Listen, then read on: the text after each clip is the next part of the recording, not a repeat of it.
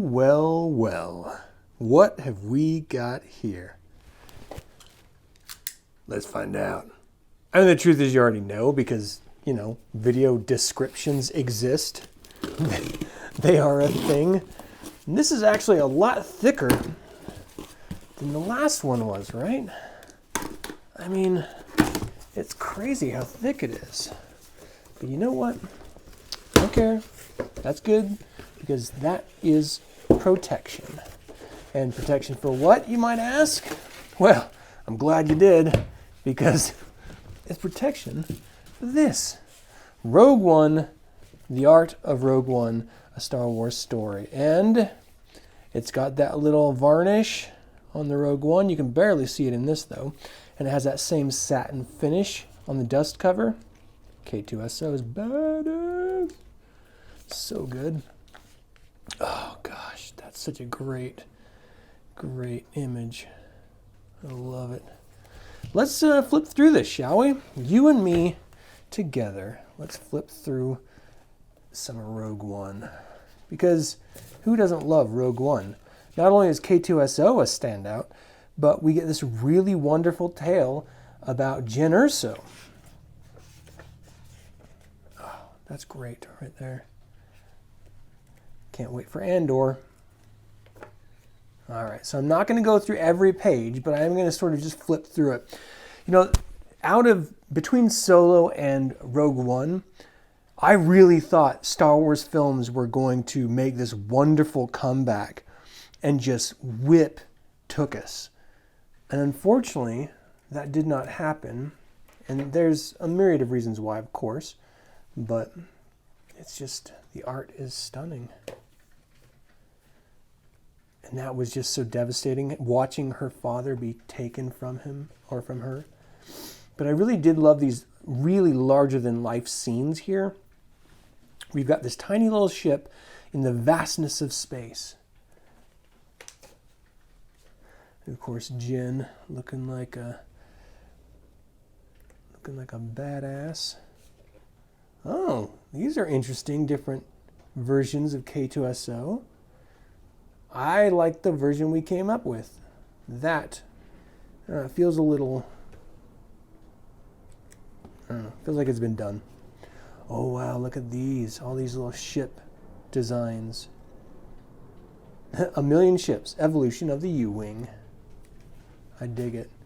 And that's the best part about all of this, is that these are artists, concept designers, coming up with what will be Star Wars technology and character design, but it all starts with artists.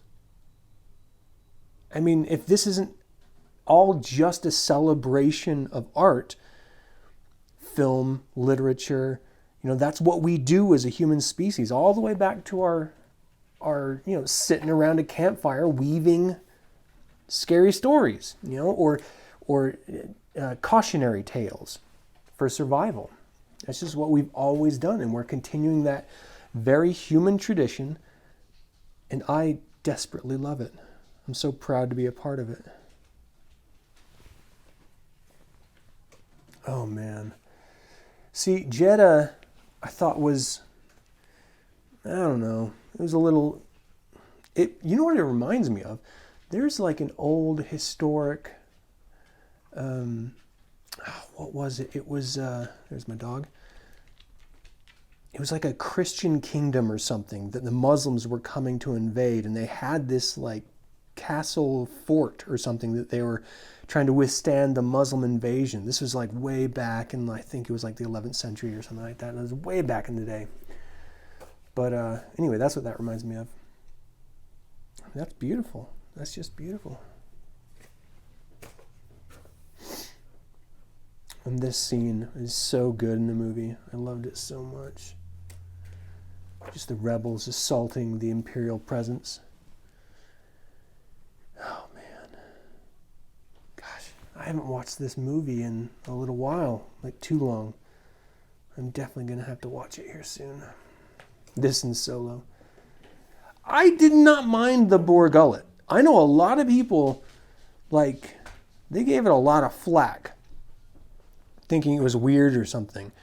I actually really liked it. I thought it was an interesting character or creature. It was. Hold on, I want to look at more of the boar gullet if we can find more of it. Yeah. Oh, it's so gross. I want to touch it. Ooh. It's like an octopus. Ugh. Gross. That's really cool. I really love that design. That is so great. It's all, I'm going to control you. Boar gullet. I think it's great. I liked it a lot. Everything about this film was really good. Even the novels that came... Oh, we're going to spend some time here. Even the novels that were based on the film were really, really great. Mustafar, this is the first chance we get to see Vader's castle outside of a video game. We had Vader's castle, if memory serves, it was in one of the Jedi Knight games, but I like the old school like Dark Forces Jedi Knight. But for the life of me, I can't really remember. That is just great.